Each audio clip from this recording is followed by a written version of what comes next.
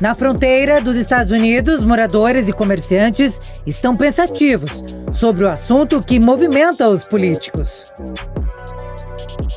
Ida tem uma loja localizada a poucos passos do muro que separa os Estados Unidos do México. Muitos acreditam que ela vive em meio ao perigo. As pessoas até escrevem que é um dos lugares mais inseguros para se viver. Isso me entristece porque moro aqui quase que 3 anos. Então, para mim, é toda a minha vida. Nunca me senti assim. Nunca tive medo. Ela diz que mora em um lugar onde pode receber os imigrantes que fazem compras. E assim, ela prospera com as vendas. Ida não vê como um problema. Somos abençoados porque recebemos nossos mexicanos que vêm fazer compras. Recebemos pessoas de todas as áreas vizinhas que vêm comprar aqui. Então, para mim, é uma bênção. Você sabe, temos a oportunidade de tocar a vida de muitas pessoas. Alguns moradores da região de fronteira acreditam que os candidatos estão fazendo apenas política com a situação que é extremamente humanitária. Não consigo enfatizar o suficiente que não é uma questão política. Eles estão fazendo disso uma questão política. É uma questão que é uma questão humanitária e é uma questão de segurança e é uma questão do futuro do nosso país. Este fazendeiro diz que a porteira para imigração foi aberta em 2021 e desde então ela ficou livre. Literalmente, a comporta, isso é uma espécie de metáfora. Este é um bom exemplo real de metáfora. As comportas foram abertas, quer dizer, foi basicamente isso que aconteceu. Abrimos as comportas com Biden e Kamala Harris, porque assim que eles chegaram, chegou um, vieram todos. E simplesmente eles retiraram a patrulha da fronteira e não mantêm o muro. Muita gente passando, tipo deixando lixo e nem sabendo para onde vai, simplesmente se perdendo. Muita gente morrendo. Não é divertido ver alguém morrer sem água. Para Mark Adams, coordenador da fronteira do Ministério Presbiteriano, que atua em ambos os lados da fronteira, diz que a realidade mudou. Hoje o país recebe pessoas de vários cantos do mundo. Agora a realidade é diferente. Não estamos a ver tanta migração econômica do México, que fogem da violência extrema ou da pobreza extrema. As pessoas vêm muitas vezes, obviamente, em busca de uma vida melhor, uma busca do sonho americano. E como principalmente nos últimos anos foi divulgado de que era fácil entrar nos Estados Unidos através da fronteira, muitas pessoas de vários outros países, não só países da América do Sul ou América Central, começaram a viajar para o México para de lá tentarem cruzar a fronteira. Então vem mais um problema para os Estados Unidos, não só de como receber e alojar essas pessoas, mas uma questão de segurança também, porque você vê entrando aqui, infelizmente, pessoas com problemas criminais sérios em seus países de origem. Uma disputa cheia de nuances e que deixa todos apreensivos. Não há uma expectativa clara de quem será o vencedor. As eleições para a presidência dos Estados Unidos é um pleito cuja repercussão vai muito além das fronteiras do país, com decisiva influência nos rumos do mundo.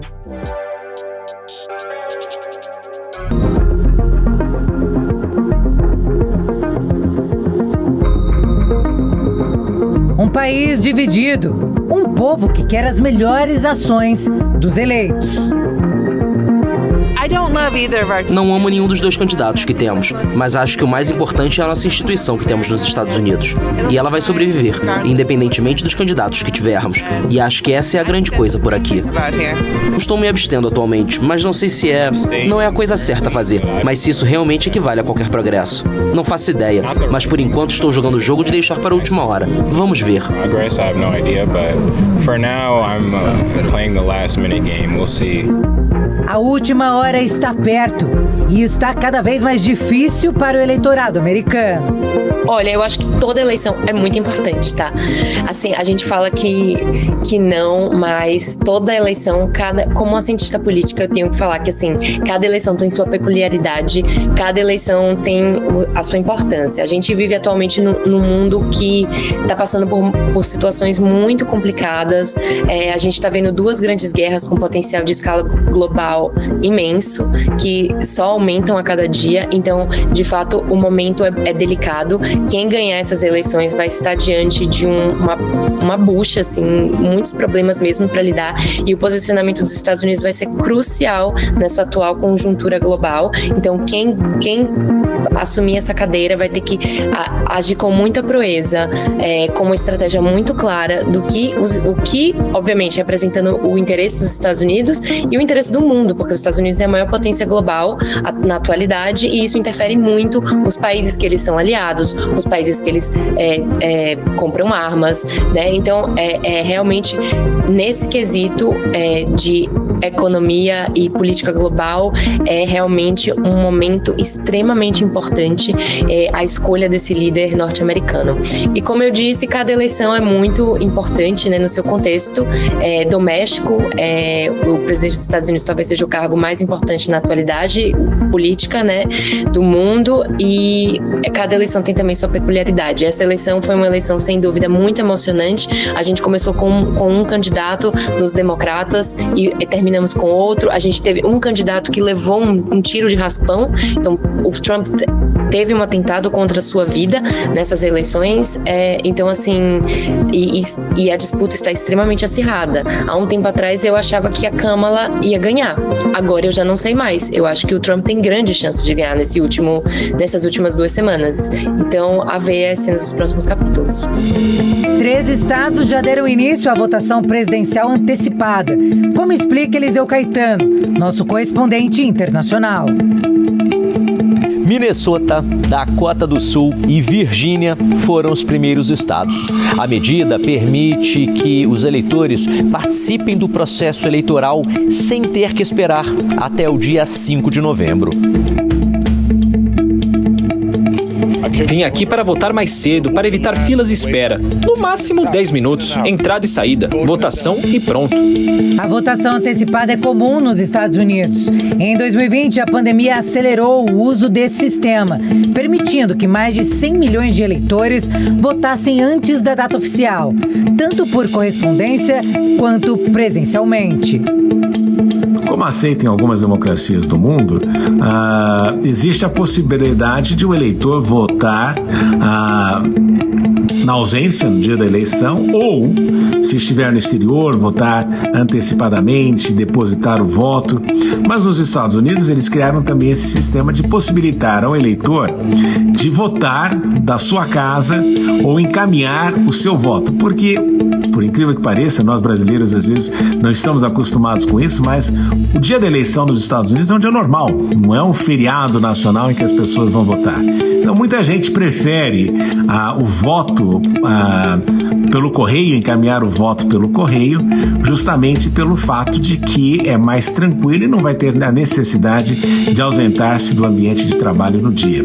Então esta é uma das razões por que isso acontece. Agora, o grande problema é que muitos criticam esta questão justamente por falta da capacidade de comprovação documental de que o voto que foi encaminhado é de fato o voto do eleitor e não uma criação que foi feita a partir de um título eleitoral, e é por essa razão que se comenta muitas vezes a questão de fraude eleitoral nos Estados Unidos. E é uma das grandes alegações aí do presidente Trump. Mas esta é uma facilidade que é oferecida ao eleitor norte-americano. Obviamente que muita gente já pensa aí em outras tecnologias mais modernas, como blockchain, com relação ao voto, mas é uma realidade, pelo fato de não ser um feriado, pelo fato de que muita gente prefere fazer isso de uma forma mais cômoda, é que o voto por correio é um mecanismo extremamente utilizado nos Estados Unidos. E, obviamente, durante o período da Covid, as pessoas tinham uma preocupação justificada de não querer aglomeração, e por essa razão que foi possível aí ver uma expansão, um crescimento exponencial desses votos. Mas nós observamos também que o Partido Republicano aprendeu a lição justamente ao enfatizar que os seus eleitores também votassem antecipadamente. A eleição presidencial acontece a cada 4 anos e o voto é facultativo. Apesar de alguns poucos estados usarem o voto digital, a maioria usa cédulas eleitorais, semelhante aos papéis usados no Brasil no início dos anos 90. O sistema eleitoral americano é muito interessante, diferente do nosso no Brasil, que estamos acostumados com a questão da urna eletrônica. E claro, existem também aí controvérsias com relação ao processo, mas o fato é de que os americanos ainda têm aí uma certa vagarosidade na adoção de técnicas mais modernas com relação ao processo eleitoral.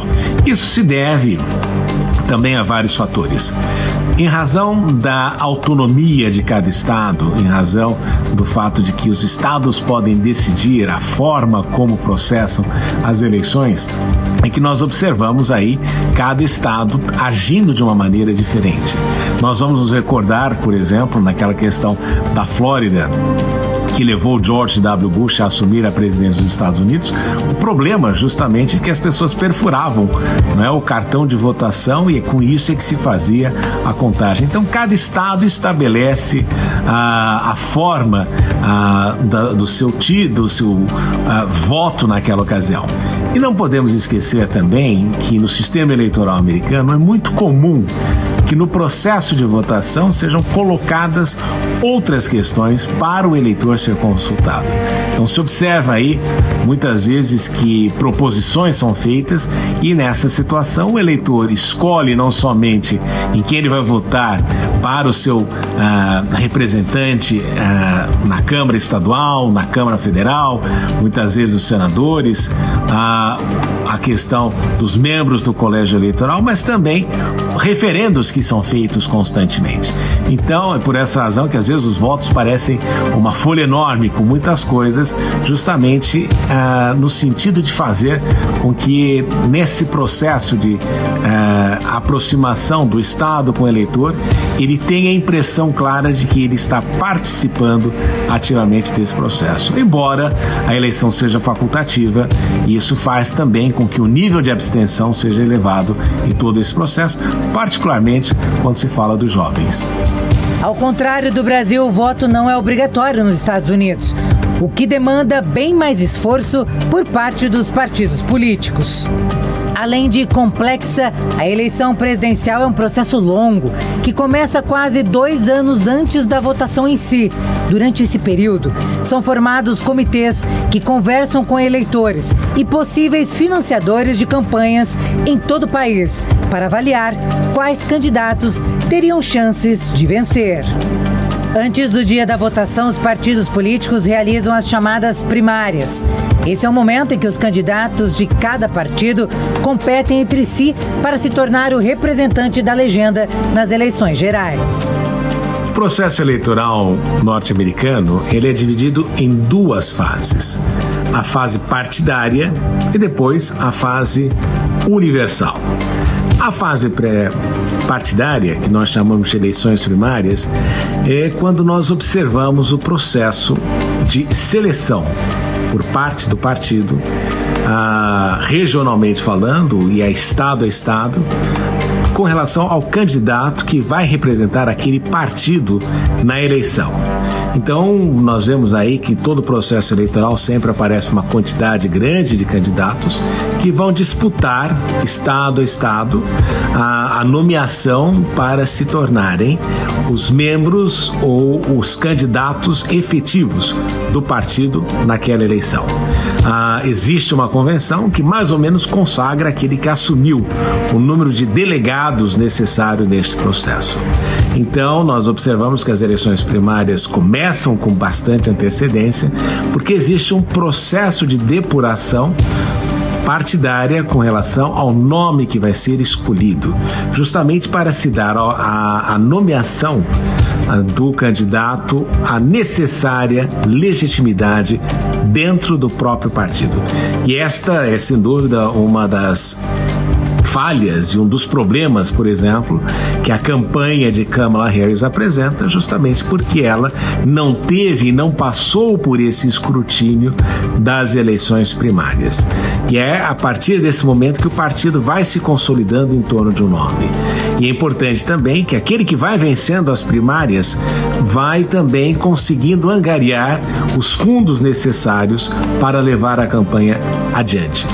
Por essa razão que nós ouvimos muito falar de Iowa, as primárias em determinados lugares, porque elas justamente ampliam esta situação e este cenário e permitem aí que candidaturas se viabilizem pelo fato de que em alguns estados tal candidato ou outro candidato tenha conseguido uma maior aprovação dos eleitores do partido. Os partidos democrata e republicano dominam o sistema político americano, como explica nosso enviado especial. O país possui outros partidos e permite candidaturas independentes, mas é difícil que candidatos que não sejam republicanos ou democratas ganhem relevância e apareçam nas cédulas de votação. De fato, o sistema político americano permite aí que haja o surgimento de candidaturas independentes. Mas o grande fato é de que partidos como democrata e republicano têm aí já uma existência grande. E com isso, máquinas consolidadas em todos os estados da Federação Norte-Americana. E é em razão disso que fica muito difícil para que candidatos independentes consigam viabilizar a estrutura eleitoral necessária para convencer o eleitor a votar em determinado candidato. É por essa razão que nós notamos que os partidos democrata e republicano têm aí uma ascensão e uma prevalência muito importante dentro do cenário político norte-americano. Nós já observamos aí, aqui e ali, a tentativa de você ter um candidato alternativo, como foi o caso, por exemplo, de Ross Perot há muitos anos atrás, na disputa entre George Bush pai, não é? E também Bill Clinton, que de fato foi extremamente prejudicial para o presidente George Bush, que não foi reeleito, né? Um caso assim, um tanto atípico de se ver um presidente norte-americano não ser reeleito. Nos Estados Unidos, o voto popular não elege o presidente. Em vez disso, os eleitores escolhem os 270 delegados do colégio eleitoral, que vão eleger o próximo mandatário por maioria absoluta. Depois da convenção dos partidos, que acontecem tanto do Partido Democrata como do Partido Republicano, o candidato é escolhido, ele indica o seu vice-presidente. No geral, o vice-presidente vai tentar completar alguma lacuna que o cabeça de chapa possa entender que tenha. Muitas vezes a gente nota que se o candidato vem do sul dos Estados Unidos, ele vai escolher um representante do norte ou da costa leste ou da costa oeste do país, justamente para fazer com que se tenha ideia de uma maior integração do partido e que ele tenha uma representatividade maior.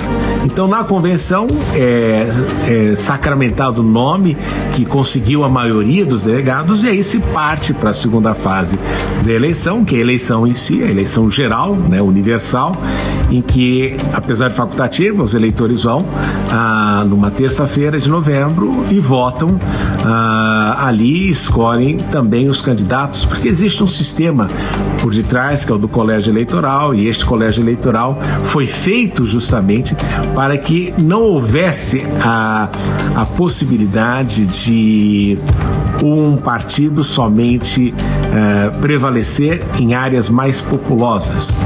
O presidente dos Estados Unidos, e isso é sempre importante, fundamental de enfatizar, ele tem que ser o presidente eleito pela maioria dos estados dos Estados Unidos. E não necessariamente o presidente eleito pela maioria popular. em razão do desenho que foi feito pelos pais fundadores dos Estados Unidos, já sabedores que determinados lugares teriam mais populações e essas populações poderiam prevalecer em relação aos estados menores. Então, a eleição presidencial americana, quando a gente fala do colégio eleitoral, é levando em consideração este fato. O presidente dos Estados Unidos, ele tem de ser o presidente escolhido pela maioria dos estados norte-americanos, não necessariamente pela maioria da população.